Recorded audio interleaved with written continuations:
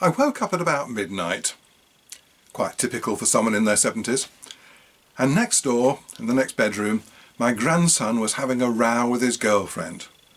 Luckily they weren't screaming at each other, quite quietly they were doing it, but it was intense. Anyway, I managed to get back to sleep, and I woke up at 3 o'clock, and they were still at it. Oh, the joys of having a 21-year-old live with you. Anyway, the next day, after they managed to wake up eventually, I actually had a long conversation with my grandson, and I'd like to share what I said to him with you. Because I said to him first, would you like to know my trick for not having a row with anybody? And of course he said yes. So I said, well, the first and most important thing is to stop talking. Now, that sounds so easy, just stop talking, but actually, emotionally, it's very difficult. So I emphasised it. That means you mustn't say a word. Nothing. Just look at her and pay attention. Don't talk at all. And if she's, eventually she'll stop talking and then you can say something. But if she starts talking again, you must stop talking and say absolutely nothing until she's finished. So that's actually quite a difficult message to give people, even though it sounds so simple. Then I said, the second thing is you need to listen. You need to listen, intently, so that you know what she's talking about.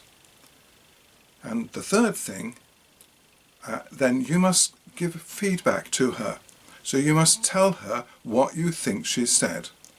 So you're saying blah blah blah, have I understood you correctly? So you're feeding back exactly what she said to you.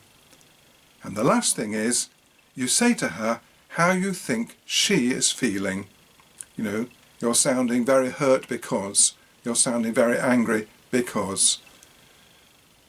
And then, of course, she might not be feeling that. You give her a chance to tell you how she's actually feeling. So those are 4 things I told him. Stop talking. Listen. Tell her what she said. Tell her how you think she's feeling. Well, the next day, they had another row.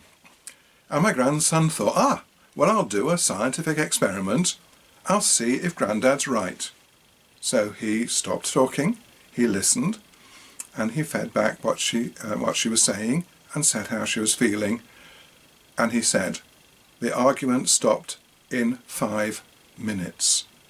Whilst the time before in the night when they'd been arguing, it had gone on for 5 hours.